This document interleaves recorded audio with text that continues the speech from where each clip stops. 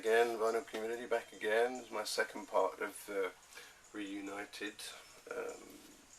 video, which I've just made part one. Now I'm back to do part two. Got another batch here to go through.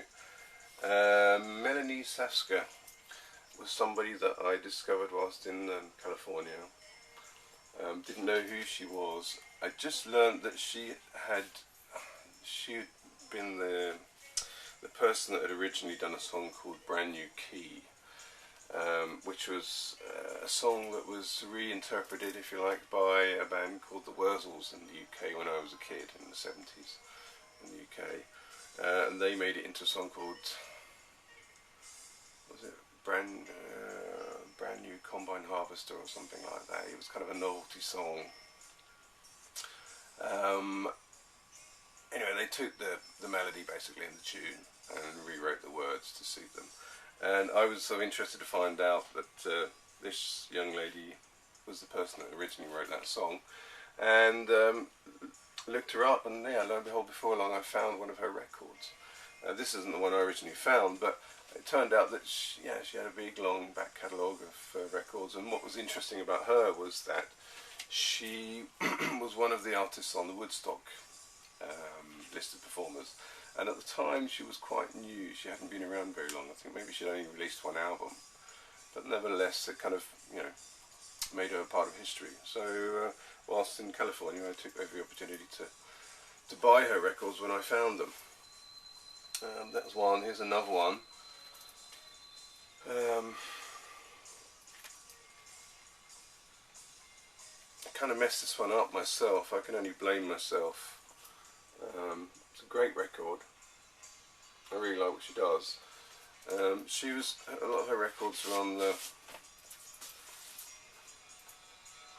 Buddha label, Buddha Records. Yeah, I've been looking on YouTube, and this was around about the time when I was sort of, developing an interest in YouTube, the vinyl community, and watching suggestions about how to remove price tags and things like that. And I think somebody had suggested using a hairdryer, so I said about, no, that's what it was, holding it over water cooking to get the steam, and that would release it. So I did that. Ended up messing up the cover. You can see here where the label once was, and that bit's underneath is perfectly clean.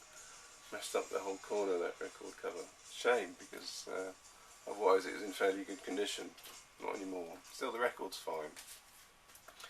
Steppenwolf, picked up a lot of Steppenwolf records whilst in California. This is called The Second. It's a really good record. I played it last night. It sounds really, really nice. Very clear. I like that sort of clean rock sound that you get with old records, where they're not sort of overly produced. There's a certain amount of instruments being played, and it doesn't have to become more complicated than that, and that's what you get with this. Really nice to listen to. Not a bad record at all, really. Cover's seen better days, but good record. Carole King, Fantasy. I haven't listened to this one yet very much.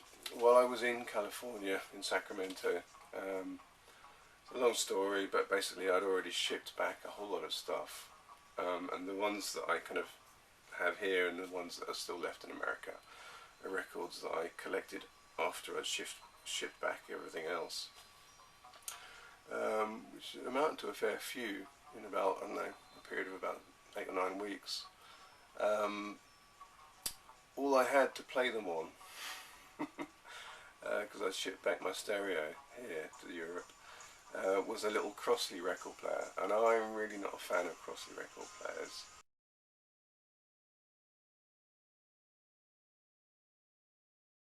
I've often said before about Crossley record players is that they're better than a poke in the eye of a sharp stick, but only just.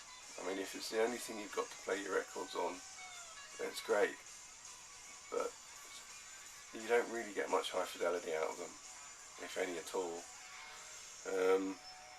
Anyway, so I didn't spend an awful lot of time listening to these records in Sacramento. I'd play them through once or twice, but I didn't really kind of invest time in them. So it's nice to be able to do that now. I think this is a I don't know, is it a concept album? It seems to be like a concept album because she sets the scene at the beginning, and I can only assume that the scene that she sets at the beginning of the record flows through the rest of the material. Anyway, it's a great record. I look forward to really getting into that. This was an odd one. I haven't seen this about very much. I even had to look quite far to find anything out about it. So this is, it says Rod Stewart and the Faces. Now, Rod Stewart was the singer in the Faces, but I mean, they were two separate entities. And this turns out to be like it's a record that is, what's it on? Springboard Records. It's, it reminds me of those sort of tracks that you get, or used to be able to get, at the end of CDs, you know, where they would put on, you know, demos or sort of outtakes of albums or alternative versions. This is like, it sounds like a bunch of demos on a vinyl record. Unusual. It's not really even very enjoyable to listen to be honest with you. I just keep it because it's an anomaly. But interesting to have all the same. Very happy to pick this one up. This is again Rod Stewart and the Faces live. I don't know whether it was a Faces concert or whether it was a Rod Stewart concert. They do a mixture of songs from both the Faces and Rod Stewart. I really like the Faces. I mean, for the longest time I used to listen to nothing but the Faces. They were a very important band for me at one time. Occasionally go back and listen to them sometimes, but you know how it is sometimes when you can kill a band, can't you? You listen to them too much. And for the longest time I just had their CDs in my car, and wherever I went it was just listening to the Faces. They're still a great band, still enjoy them, just don't invest any more time in them, because I've sort of been there, seen it, done it. But I can recommend them, really good band. Okay, Joan Baez. It says this is a collection of Bob Dylan songs sung by Joan Baez. It's called Any Day Now. So this is quite a nice little record to have too. Gatefold sleeve, double album. It's another one of those ones that I picked up for 25 cents.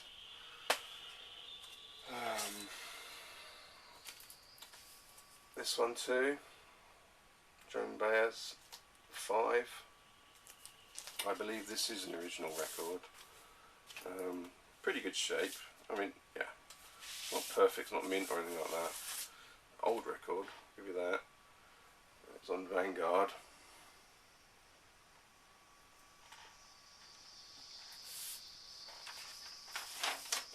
Always seems quite nice when you sort of find the original inner sleeve as well to these old records too. And what else can I show you? Okay, a few more. These are more progressive rock. Thick as a Brick, Jethro Tull. Happy to have this on vinyl. The record has a tiny bit of, well, the cover has a tiny bit of water damage down here at the bottom. But otherwise, very happy to have that. I mean, otherwise I had it on CD, but hey, you got to have it on vinyl, really, haven't you? Great record, that. I'm not a huge fan of Jethro Tull. I have most of their records. I guess I just got to spend a bit more time with them. And the Moody Blues. Oh, what's this? Question of Balance. This is a gatefold sleeve. Open it up somehow. Here we go. Looking very psychedelic. I listened to this last night. I quite enjoyed this. I think some of their earlier stuff takes a little bit of getting used to, but that one I actually thought was quite good first off. This is another Moody Blues record.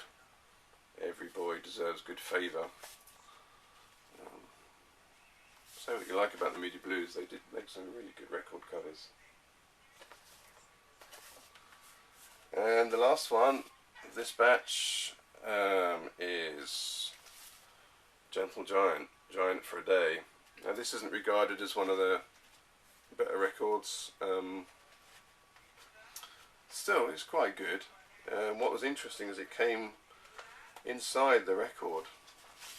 You got the inner sleeve. If you wanted to, you could cut this out and make a mask for yourself, should you want to. But inside the record was quite nice to discover this thing. It's like a little, what do you call it, like a fanzine, fan magazine, called Progression. So 35 years, this is a special of this particular publication, this periodical. And it's all about Gentle Giant, 35 years of Gentle Giant. So it was issued in, is there a date on here?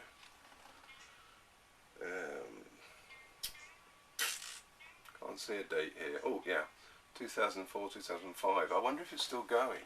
I should look into this. I get the impression that they basically, it's like a fanzine all about progressive rock.